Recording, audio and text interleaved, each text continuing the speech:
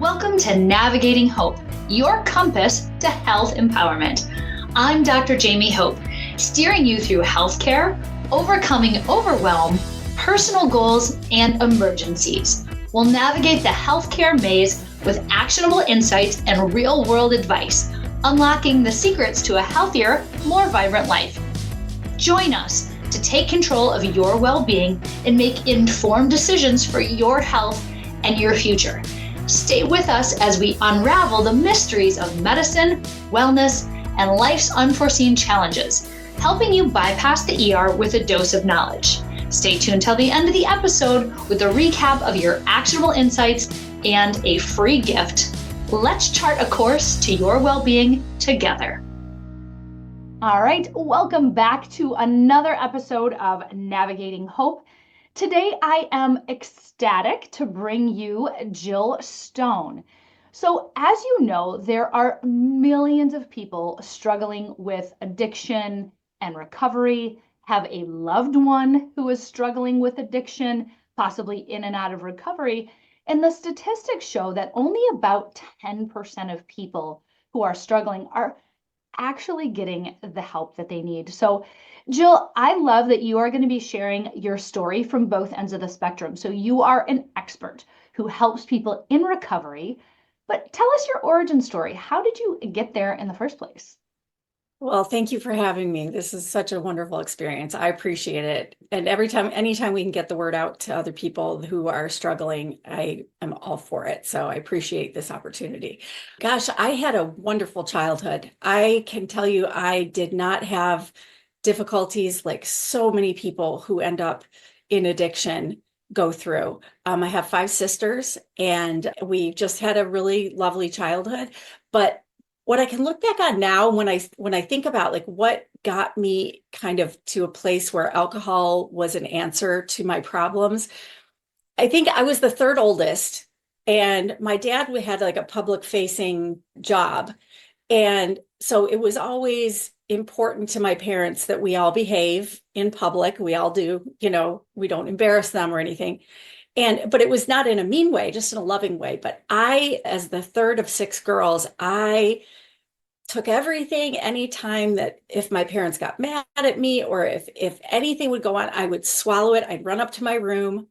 For those people who are old enough to understand this, I would lay on my bed and stare at my Eric Estrada poster, who he would make me all better. And then I would stop crying. I would compose myself, go back downstairs, and there was no word of anything. Like I would never get back at my mom to say anything bad to my mom or my dad. I always swallowed it. And I think that it did not teach me good coping skills. I didn't really know how to cope with difficult emotions. So when I got to college, I did not drink at all until I got to Michigan State University, go green. And I literally found I went to the first party and I started drinking some beer, and I thought, this is the answer to all of my problems. This is the answer to me dealing with those negative emotions. I don't feel them as much anymore. It was the self-confidence that I lacked, thinking like, oh my God, all these beautiful girls at this, how am I ever going to fit in? How am I, and it turned me into somebody that I could live with, right? That I was like, I became more confident in my own skin. And I think that that's true for a lot of people when they start drinking. The problem is that I never figured out a way how to manage my drinking. It slowly got worse and worse over time. And to a point where I recognized long before I went into recovery that I had a problem, but I didn't know what to do about it. I was terrified. I didn't know what to do. So I finally had 2 kids, 10 and 7, when I went into treatment for 1 week back in July of 2005. And I am so beyond grateful to say that I've never had a drink since. It's been just under 20 years now. And I can say that the 20 years that I've spent in recovery is 5,000 times better than the 20 years I spent drinking, because I spent 20 years of my life, 18 to 28, or excuse me, to 38 drinking. So these 20 years have been such a blessing and such a gift. And I am so grateful to recovery, to people who are in recovery, to the recovery programs that I've been a part of that have helped me learn how to lose the obsession to drink, which is like the first thing that I had to do by doing the work of recovery. And then B, get to a place where I learned how to handle emotional sobriety, if you will, that we talk about. That it's like, how do I handle negative and positive emotions without needing to turn to something to make me feel better, or to run away from a feeling I don't like. That's been the work, and I'm just so grateful for it. And I think that's amazing, Jill, because a lot of people who do drink and they're starting to question, every year it comes around in January, New Year's resolutions, dry January, and people are like, well, if I can quit for a month, I don't have a problem. But a lot of people are asking themselves in the back of their mind, is this serving me? Do I have a good relationship with alcohol? It is unfortunately very socially acceptable. You could be at a kid's first birthday party and in the back people are having mom juice, but that doesn't seem like an addiction because you're not chugging liquor out of a paper bag and in an alley. So how That's right. do you handle, what would you say to people who are just kind of questioning, is alcohol serving them, or how is that looking? Well, I would say that the first and foremost, the most important thing is to be completely honest with yourself. Because I know that a lot of people who think that they have a struggle also are so afraid to do anything about it. They can't imagine their life without it or whatever. So I have found that a lot of times in the people that I have helped over the years, that they they kind of want to say, yes, this is an issue, but they hold back and they almost try to like lie to themselves. And I think that's why a lot of, and I don't mean lie in a bad way, just in a, they just don't know what to do. And so it takes them more time than it necessarily needs to get into recovery. So just be completely honest with yourself about what alcohol means to you, and how much you drink it and how much you think about drinking. Not just how much you're actually drinking. How much do you think about it? How much do you think about planning it, buying it, hiding it? Are you a hider? That's not normal drinking, right? That, to me, that is not, that is showing signs that I think something is up that I don't want other people to know. So total honesty, and then and it can take some time, but that is the first step towards really figuring out, do I need to address this situation? And I think that's really important, just to start asking those questions. And I want to get to, how do you deal with emotional highs and lows and all of those things. But first, I feel like we just need to address, for those people who are questioning and starting to ask those questions. Many people see an alcohol-free life as this sad thing. So tell me, Jill, you just sit at home every day, you have no social life, and you're just sad thinking about how you can't drink, right? After 20 years, this is your I mean, yeah, for sure. I I, mean, it could not be more opposite than that. I love it. And I will say that, like, I understand people who maybe still be drinking or are just starting their journey in recovery, who think that the fun is over, that the good times are in my rearview mirror, and that I'm just going to somehow have to struggle through and make, I don't know, mediocrity of my life be the best I'm going to get. And it is so not true. I work at a treatment center in West Bloomfield, Michigan, and I tell the patients all the time, you know, you may think right now that all the good times are behind you and that you are going to be bored the rest of your life. And I say to them, I promise you it's not true. I said, because right now what's happening to them is they're spending all of their time pushing alcohol away, going, I can't do that anymore, whether it's drugs or alcohol. I can't do that anymore. It's just not part of my life anymore.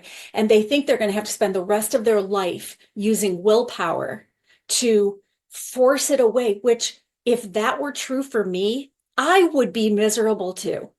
I would be completely miserable, because willpower is a finite resource.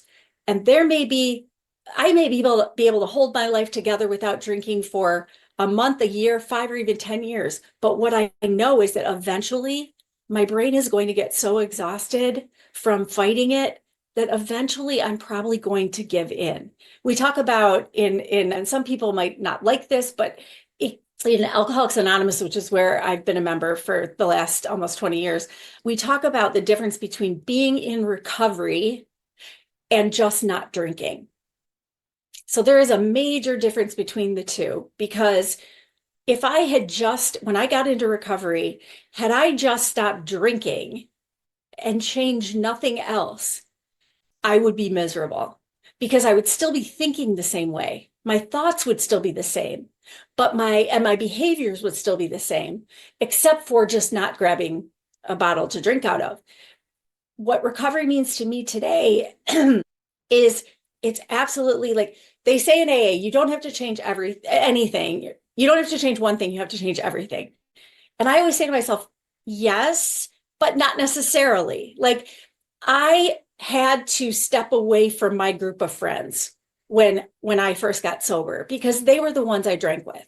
And it was very difficult. I was married to a man that I drank with all the time. That was very difficult. I had to remove myself. I had to change that about me for a while until I got comfortable. I no longer had the desire for alcohol. And once I had no longer had the desire and the obsession of the mind, we say in AA, it's an allergy of the body and an obsession of the mind. That is the part that you have to work on. What work you do is so that eventually, if we're not giving our brains, I know I'm going all over the place right now, I apologize, but when we give our brains that, just very quickly, we have the primitive part of our brain back here that thinks that dopamine is, as it was because that's the oldest part of our brain, that dopamine is necessary for survival. Back in caveman days, what did we need to stay alive every day? Because every day we could die, something could kill us, right? So food gives us dopamine. That's important to survival. Water, survival. So it gives us the dopamine that we need. And it tells us, remember this, we need to do more of this because this is necessary for our survival. So all these things, sex for procreation and shelter, warmth, those things, they are all necessary for our survival. So here's the problem. This part of our brain is still trying to keep us alive. This recent part of our brain, the prefrontal cortex, the most recent development of our brain, it knows that we no longer have to worry about survival like that on a daily basis for the most part, for most people. So now we have a war going on in our head. This part of our brain says, no, we need whatever brings us dopamine because it'll keep us alive. And this part of our brain says, no, not that's not true though anymore, especially when it comes to a substance like alcohol. When you have alcohol or drugs that they are a concentrated source of pleasure that will, or when we put it in our bodies, it actually becomes like an absolute flood of dopamine comes because that's what happens in our brains. So now we've got a problem starting. We've got this part of our brain telling us that we need whatever brings us dopamine. This part of our brain doesn't know that alcohol is poisonous. This part of our brain does not know that alcohol can kill us, that drugs can kill us. It only wants dopamine. This part of our brain says, no, this isn't good for us. This is not good for me. I can't do this. I shouldn't be doing this. And so the part about recovery, when you get into recovery, it's learning that we can say no to our brains, that we can tell this primitive part of our brain, we hear you. I hear that that's what you want. I know that that makes me feel good. But this part of our brain says, no, it can kill us. It's not good for me. I need to move forward. I need to find other ways of making myself happy, right? Of bringing that dopamine on. And I'll only say, in finishing up with that, not even sure if I answered your first question, was that as we tell our brain, no, we're not doing that today, kindly, I always say it to myself kindly, I'm not doing that, we're not doing that today, the brain, this part of our brain starts to go, okay, well, I can see we're not getting what we want anymore. So now I start doing other things that do bring me some dopamine, and new neural pathways are formed. The old ones of always wanting the alcohol start to pave over, and the new ones form because I'm teaching my brain, no, we get it from different sources now. We don't go back to that. And I think that once that happens, and once you start, that's when the obsession starts to leave.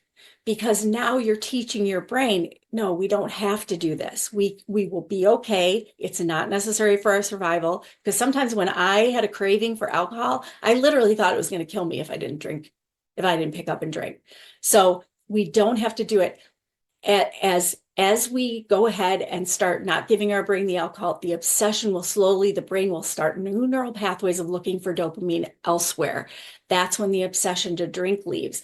At that point, that's when you can start figuring out how to manage emotions, how to manage your emotions each day. Because to me, once that physical compulsion is gone that you of drinking, now the rest of recovery to me is dealing with emotions day in and day out, that most of emotions that don't feel good. Not some people drink because they just want to party, celebrate.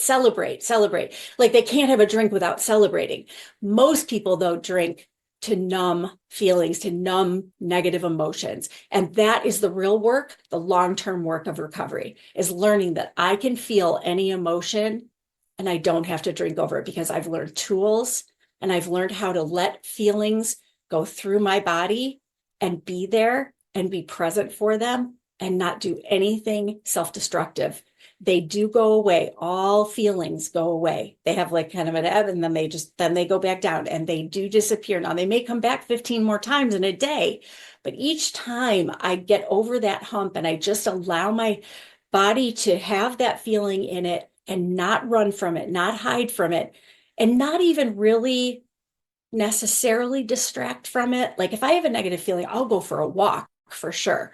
But it's important that I let it be in me and realize that it can't kill me. No emotion can kill me. No emotion can hurt me, but it feels like it can. That's the work of recovery to me. I mean, Jill, that's incredible. So it's such a light at the end of the tunnel, because people in those early days of recovery where you're kind of, what do you call it, white knuckling it, right? They feel like that's going to be forever. And you sound joyful and happy, and you have this fantastic social life and so much joy. So let's talk about some of those tools you need, because we do, when we have a bad emotion, we feel like it's going to last forever, when in reality, it's what, 90 seconds up to a few minutes. Right. Right. And so, what kind of tools have you utilized to help you with those emotions instead of alcohol? Well, I will say that a couple things, that the one thing I just mentioned about allowing the feeling to be in your body and not act on it, but just the way I like to look at it is, if I have a really negative emotion, I almost am like I'm a watcher, almost like in a way, I'm really curious. What is this doing to me? Where do I feel it? And what is the, thought process behind why this is so awful? Every time I just get curious about what it feels like and everything, and just allow it to be there, it ends up, you kind of get to a peak, and then it starts to feel better. And every time I do that, every time, whether it's a craving for alcohol, an urge to drink, or whether it's any negative emotion or even positive emotions that make you want to drink, every time I get through one of those cycles where it hurts, I don't like it, my instant reaction is I want to go grab something to numb the feeling. Every time I do that, I now have, the next time it happens, it is this much shorter and this much less intense. Okay, now it may take a bunch of these experiences to get to the other side, but I disarm it because I don't give my brain what it's looking for, which is relief from the pain, relief from the negative emotion. The more I don't give it to it, it starts to give up. It starts to say, okay, again, we've got to go to something else, because she's not giving me the one thing I know that will immediately make me feel better. And that is, to me, is such a tool of allowing yourself to just be there in the emotions. And I even I've sponsored so many women. I will tell them, get a jar. Okay, just get a pretty jar, and men could do this too, but maybe the jars would look differently, but get a jar and then get some crystal beads, or just go pick out some rocks, and small rocks.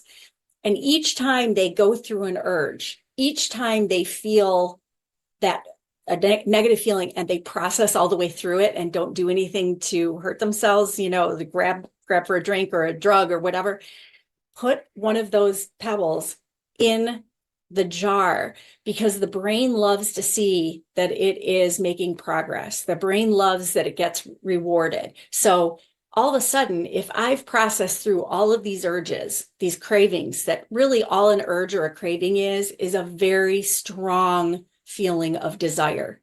It's just a feeling. An urge and a craving, they are only feelings. They cannot hurt us, they cannot kill us, but they feel like they might when we're first getting sober. So if you can take it every time you get through one of those feelings and you put a pebble or a bead in the jar, you're going to walk by it and you're going to go, as you're putting more in, saying, every time I've gotten through something difficult, I've look at all the progress I've made. And I promise you that by the 25th urge or negative feeling that you have felt without reacting to it, it will be not nearly as strong as the first. And by the time you get to the 50th urge or the 50th negative feeling, it will feel nothing as bad as the 25th did, to the point where all of a sudden you're able to just kind of flow through good and bad emotions without having to harm yourself for it. I mean, that's incredible. I love seeing results. I'm the type of person that'll put something on my to-do list that I just finished just so I can check it off. That's right. That's a dopamine hit, right? Like, It totally is. and so I love this visual of, I mean, think of how many times in a day we have an uncomfortable feeling. And instead of hiding from it, whether it's from alcohol or mindless scrolling or some other form of numbing or distraction versus actually metabolizing it and processing it, it's like lifting a weight, doing a bicep curl, and that it continues to get stronger and easier. That's right. What an inspiring message. Oh, it's just because, gosh, I don't know. When I got sober, I thought like really that I remember going to my first AA meeting and I walked in and I sat at a table with a group of people I'd never ever met before. And I had judgments about them. Of course. Of course, I was like, well, I'm not as bad as these people, but I was every bit as bad as those people. But I sat down and the first thing, I'll never forget this. Everyone at the table was talking to each other. They were laughing. They were joking around. And this was my train of thought as I sat there. What are you laughing about? Do you not know your life is over when it comes to fun and enjoyment and anything?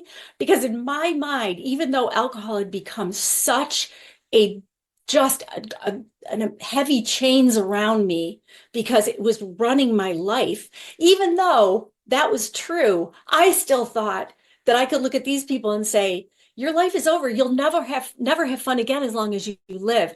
And I can look back now and chuckle about it because I didn't know what I didn't know. And what I found out from those people who paid the message forward to me, the way someone had done it for them, was there is so much joy to experience in life. There is so much fun to be had, and none of it has to have anything to do with drinking or drugging. It doesn't. I have had the most fun in my entire life sober. I just had convinced myself my thinking was, and what society had taught me was, alcohol's the first thing invited to every party. You can't have a party without it. And I bought into it. The alcohol bottle is what the fun is contained within the bottle. And it is an absolute lie. Well, and I ask people about, okay, so patients when they come in often with an acute illness to the ER directly related to it. And I'm like, well, tell me about the good times, the heartburn, the vomiting, the shaking, the arrests. I heard something that which struck me as funny in a very good way at an AA meeting when a person said, I'm allergic to alcohol, I break out in handcuffs. Yes. So it's very funny because we're trained to think that these are the good times, but taking a good, honest look back, like, was it that good? Do you remember your kid's third birthday party? How many times did you have a narrow escape? How many actual DUIs? And it's very interesting when you have very honest conversations with people. The quote unquote good times aren't nearly as good as we think they are. It has a lot to do with society's message about alcohol. And we have been conditioned. We have belief systems around what alcohol means in this world. And it's very dangerous, and it's so damaging for people who may realize that they can't just have a drink of, a glass of something at a restaurant with people. And then when the dinner is over, for the normal people, the light switch goes off in in your head. You go home and you don't think about alcohol anymore. You had a glass of wine with dinner with friends and you don't think about it anymore. You go to bed. That was very enjoyable. You like the taste of it, all of those things. But when you're addicted to alcohol or when you have a problem with it, I mean, to me, I always said that like when I drank, because I didn't have to drink every single day, I did at the very end, but Common myth. People think you're not an alcoholic if you're not drinking every day. I love that you brought that up. oh gosh, no. Like I would say that there are as many people in recovery that I sit with at tables, at meetings and in treatment, talk to them in treatment, who are binge drinkers and not everyday drinkers, but it is equally as damaging. It does not mean you don't have a problem or you're not an alcoholic, whatever you want to call yourself, a person in recovery, if you don't drink every day. That is a myth. It's if you're a binge drinker, it's when you start, you can't stop. It's like I was going to say, it's I remember feeling like when I started drinking, there was a light switch in my head that would turn on. And as soon as I started drinking, it would be duct taped over so that I couldn't possibly turn it off. That was my brain. I didn't know how to turn it off. Okay. Now, normal people, they go, I say normies, they have a drink at dinner, they have a drink at night, whatever. And then that light switch gets turned off. They're like, yes, that was very nice. Like my husband, he has one glass. We go to restaurants. He will spend time looking at the menu, picking out something to eat. And then he'll spend 15 minutes, like looking at the wine menu, finding that perfect glass of wine to pair with what he's eating. And that is so foreign to me. I was just like, just give me a box of wine. Thank you. I'm good. Right. So like a Capri Sun, like stick a straw in the giant bag. Jill, I love that you brought that up because I think that's going to shock a lot of people that you are married to somebody who does drink and you go to social events and other people are drinking and not only aren't you scolding them, right? You're not walking around, you're a terrible, but you're also not feeling triggered. So how do you handle that? I don't have triggers anymore. I think that the work I've done, it's all about, again, I get back to, for me, and I think for most people that I have in my years in recovery, it is about learning how to handle negative emotions. And once I learned that, like, for instance, 6.5 years ago, I lost my mom. 3.5 years ago, I lost my sister, both devastating to me. There was not a chance in that I was ever going to pick up a drink. In fact, before my mom passed away, I was sitting with her on her hospital bed and I looked at her. Now, she knew I've been sober for a long time. I was sober, 13 years at the time. And I looked at her and I said, I want to tell you something, Mom. I don't ever want you to worry, because we knew that she was dying and she knew. And I said, I want to tell you one last time. I said, I will never take a drink again, but I'm going to do it one day at a time. And I said, you don't have to worry about me when you're gone. And she just like couldn't talk much, but just got the smile. And she just said, I know that. And like that moment, I will never, I mean, it's in my heart forever and ever and ever. But I didn't have to drink after my mom died. I didn't have to drink after my sister died because I know that no emotions can kill me. There is no emotion that can kill me. It just feels really awful and terrible. But I'd way rather feel my negative emotions and stay sober than think I can't handle my emotions and have to drink over them. Wow. I mean, that is, oh my gosh, this is so inspiring. We've hit on some really good myths that you'll never have fun again, that you can't be around people, that you're going to be white knuckling and craving and triggered indefinitely. And then the society's messages about alcohol. There's a lot of, honestly, essentially myths around how healthy alcohol is. The resveratrol in red wine, the teeny tiny amount compared to the massive carcinogen in there, and these alcohol fueled and funded messages that moderate drinking is health protective. What are your thoughts about that? Well, I know that the Surgeon General just came out and says he wants a warning on alcohol bottles saying that, first of all, the alcohol can cause cancer, like a lot of mouth, throat, obviously liver, stomach cancer, those kind of things, which I think would be great.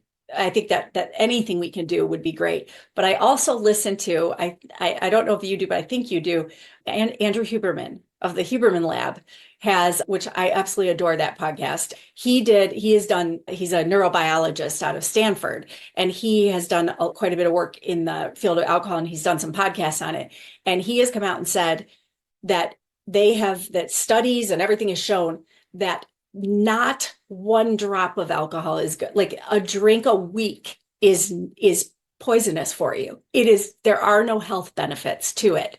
And that any drinking at all is a negative on your health. And, I remember him saying, people say, oh, I drink, but I drink red wine because it's got the all the antioxidants and all that stuff. And he said, the amount of red wine you would have to drink to actually get the benefit of what red wine can give your health would do far more damage than any health you get. I mean, you would have to drink huge amounts of red wine in order to get that benefit. And he's like, you'll be worrying about a much different problem than, what the alcohol could, how it could help you. And so that's. And I love that this is finally coming through after so many years of industry funding, that the health science is showing not only is there no benefit, but it is a known carcinogen. It is That's right. a known poison. And so helping us undo those messages, one, to get young people to just not start in the first place. Right. But people who are teetering, there are some beliefs you're born an alcoholic or whatever, but some people, I think it can become situational and things that continue to push them. That's right. I also appreciate, Jill, that you shared, people assume anyone who drinks had to have this horrible trauma, right? This really awful, terrible, either ongoing event. And if you haven't experienced something like that, you're just drinking to have a good time. You don't become an alcoholic. And so, this has been incredibly myth busting. Are there any other good myths that we should tackle? I know we hit a lot of the really good ones. I guess I would probably just say that one thing I see a lot, especially working in the treatment center, is that people see a relapse. You've gotten sober, sober or dry, like clean from drugs for a little bit. And then they relapse, and they think that a relapse is a part of recovery. And I think that's a myth. I believe that relapse is a part of addiction, not a part of recovery. Okay, so that's a myth. But also, I think that the myth that people are that people look at other people who have a drinking or drug problem as less than, as not strong, as like, oh my God, you had to admit, like that stigma, that is just awful. That people that come into treatment are like, I don't want anyone to know. I can't let anybody know because they're going to like come down on me. It's so sad.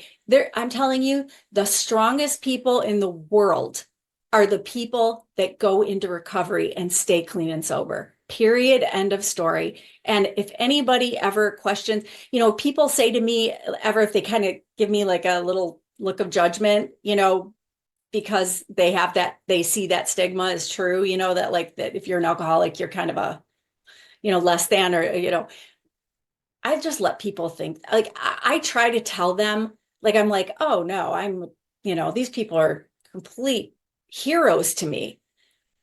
But sometimes you just have to let people think what they think and not let it bother you. And I know it's hard to do that, but there are people in my life who just don't understand addiction at all. They live a life of moderation. It's how they exist.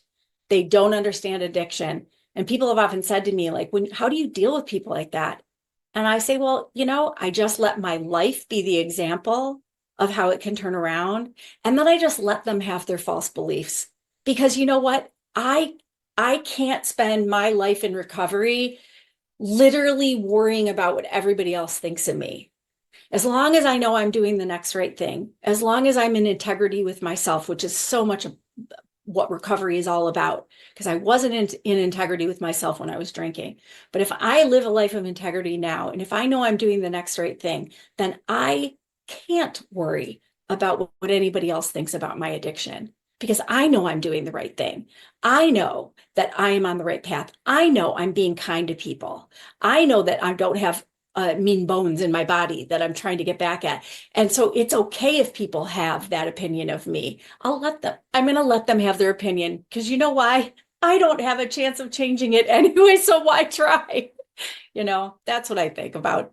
Like fighting with strangers on the internet. It changes nobody's mind, and it just entrenches them deeper. But Yeah, the way that you've overcome stigma, because there are people who legitimately, due to their profession or their, standing in society or however you want to look at it, the stigma is actually what's keeping them hidden, keeping them in addiction in their own mind. Of course, it's a prison of our own mind. But you sharing your story publicly are giving people, because you're a respectable person, you're a professional, you're well put together, and it just goes to show that addiction can look like anything. It can happen to any of us, right? Yes. But also by sharing it, and it helps overcome the stigma. I mean, Jill, you've really become a beacon of hope for people. That is a big deal, because it's nice that they can see somebody who is like them overcoming it. How does it feel to be a beacon of hope? I find that I'm a lawyer, and I practiced for a long time, but I gave up practicing law when I realized that my help trying to help others in recovery or get into recovery is my passion. It's my jam. It's my life. It's the work I want to leave to when I go someday, I want people to say she helped others in recovery. That's all. And I want to be a source of hope for them, that like life does not have to look the way they think it's going to, or maybe the examples that they've had in their lives of somebody who stopped drinking but didn't do anything else to change themselves, and therefore are kind of what we call dry drunks, where they're just miserable, but they're not drinking, so they change just that one thing.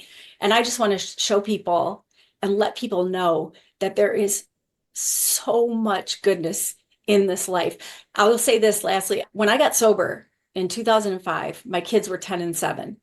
And I kept thinking to myself, this was one of the biggest things I worried about. How am I not going to drink at my children's weddings? It was a mystery to me.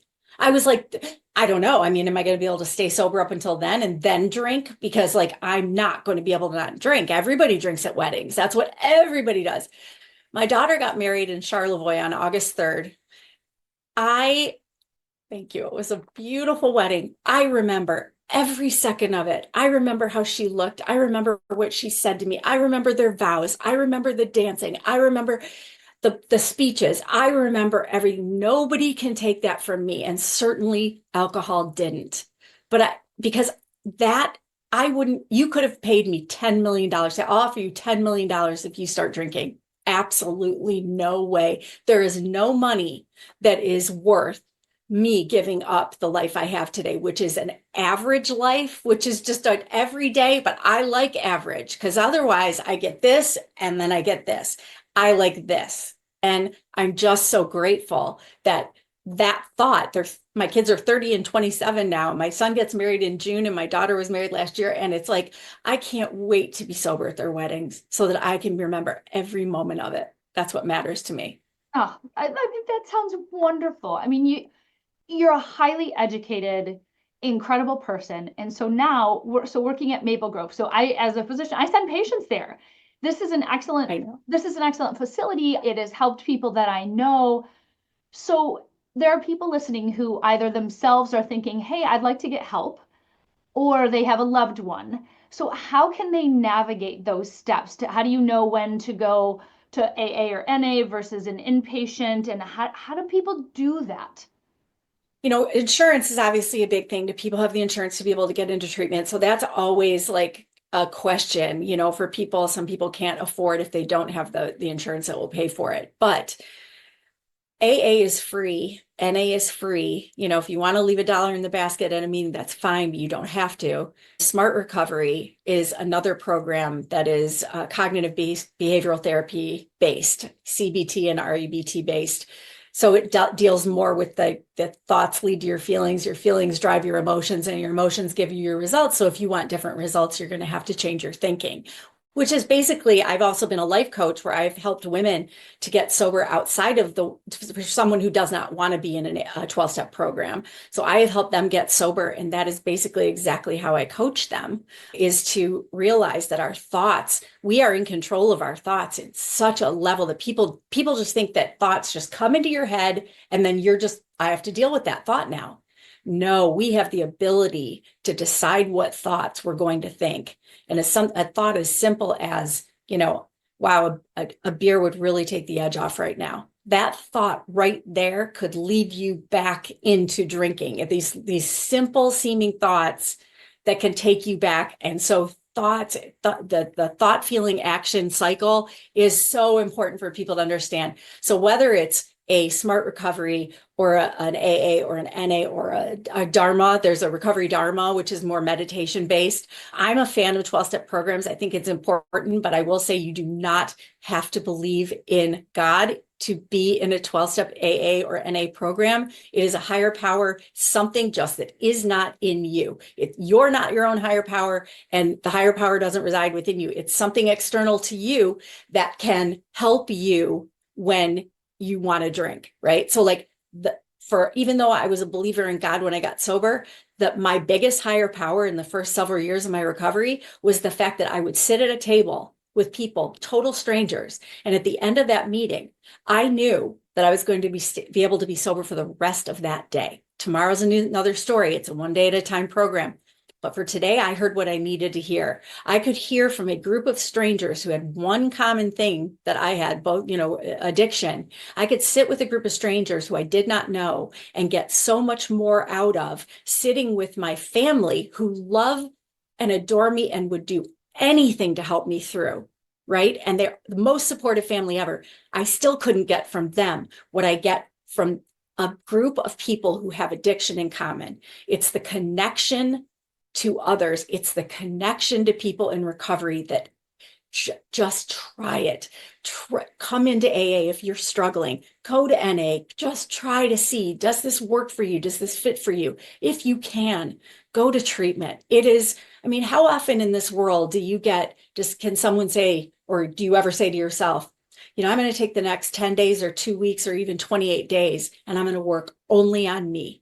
When does that happen? Especially for women with children and everything. If you can get yourself into treatment because you have a problem, oh my God, I beg of you to do it, because it can be so life-changing, but you have to do the work, right? We always say the program works if you work it. You have to do the work of it. For people who also, for people who have a loved one, there is Al-Anon. That is a program that is a 12-step program for people who love people in recovery or people in active addiction. That's another, but I have a partner, Curtis Thurston, and we both work at Maple Grove together, but we also work outside in the community. We have a crossaddictionnetwork.com, which is where we go out and we connect people, because connection is where you can all of a sudden say, I couldn't do this by myself, but with other people who understand me on this one level, I can do it with them. Because we stay sober, I drink. We stay sober, I get drunk, right? It's about taking yourself out of that isolation and feeling very alone and going in where people understand you. And that is true for family members as well, because a program like Al-Anon are all people who are struggling in their own lives because of someone they love in addiction. And so that can be the connection for them. But there are lots of programs. Reach out to treatment centers if you're a family member, and find out, even if your family member doesn't go there, find out what programs are available for family members, because I know a lot of them have family therapy, family work that they do. There are so many tools out there that can be used for both addicts and family members alike. Don't be shy, start calling around. Yeah, and you're right, the we versus I. So I know that there's somebody who is listening to this right now that is either questioning their own, or they see a loved one kind of self-destructing and they do feel alone. There's that, reaching out to those places. Do your research. We've got, the support hub at Genius Recovery, which is a connection and education. Yes. We have, and that's online. So Some people need something local. Like you talked about going to an in-person meeting. I know there's tons of Zoom meetings and online meetings, but I think there's something about, some in-person resources as well. Absolutely. And don't be shy. Just like that, the most you can get is if you call around asking, the most you can get is, oh, I'm sorry, we don't have that program. There's so many resources out there, and there are so many people in recovery like me and other people that I spend time in recovery with who are here to help people. Like, that's all I want. If I can give hope to a family member, if I can give hope to a person in recovery, this does not have to be your life forever. You have to do the work, but your life can be something you never in your wildest dreams imagined. You just have to take the substance out of your body that you think is the answer, but really is the problem, right? Like, and we always say drinking, alcoholism or drinking too much, it is not a drinking disease. It is a thinking disease. The drinking is the coping mechanism we use for not knowing how to manage our own emotions and our own lives. Okay, so like once you realize that it's a thinking disease, and like if my thoughts are what's keeping me stuck every day of my life, and that's when you won't have to turn to it because you're doing the work to change your thoughts. And it's hard work, but it is amazing work. You do not have to be a slave to your emotions. Wow. You just don't. I mean, I can't even tell you how impactful this is. There are ways to navigate this. It's not as scary as people think. You have to do the work, right? You can't expect to have a 6-pack abs if you're not going to do a single sit-up. That's right. Like, you have to have realistic expectations, but there are ways to navigate it. And the messages I'm hearing from you are, there is help, there is community. Don't try to do this alone, and work on that underlying emotion. And you're not going to spend the rest of your life white knuckling and just waiting for the next drink. That's right. I'll mention one video that is on YouTube, and you may have heard of it. It's a guy named Johan Hari. He's written a lot of books on addiction and connection and all that. And he has a YouTube video called Everything You Know About Addiction is Wrong. And the whole premise of it is that the opposite of addiction is not recovery. The opposite of addiction is connection. And the reason I stay sober is because I stay connected to all of my friends who are in recovery, who I didn't know before, but now they are just some of my closest friends in the world. It's connecting with others. There is a strength in connection that it's almost, you just have to see it and be part of it to believe it. How it keeps me sober every single day, because I connect with others in recovery. Wow. Incredible. I mean, you've heard the top insights, everybody who's listening, you've heard the takeaways. There is going to be just a plethora of resources in the show notes for this one in particular. Instead of, a smarter goals thing, this is where you really need to get connected. So I'm going to share with you how you can find Jill if you're looking for a coach. There, people who need more direct and specific help, some links to AA, NA, Al-Anon, Genius Recovery, Smart Recovery, all of these things. This is going to be kind of a different type of ending, because we're just going to lay out all of these things. There are so many things available, and the most important thing to keep is hope. There is always hope. Always. Your podcast is so perfectly named. Thank you. Your name is perfectly named. Thank you. And you're like I said, you're a beacon of hope, because you show us that it is possible, a joyous and happy and free thing. So Jill, thank you so much for sharing your experience, strength, and hope. I know that this is going to help a lot of people today. Thank you so much. Thank you so much. I appreciate it. Thank you for tuning into Navigating Hope with me, Dr. Jaime Hope. It has been an honor to navigate the realms of health and wellness with you today. Remember, in the journey toward a healthier life, knowledge is your compass. If you enjoyed our time together, please share, like, and subscribe to Navigating Hope. Join us next week, where we'll continue to empower your health journey, arming you with the wisdom to navigate life's challenges and keep the emergency room in your rearview mirror.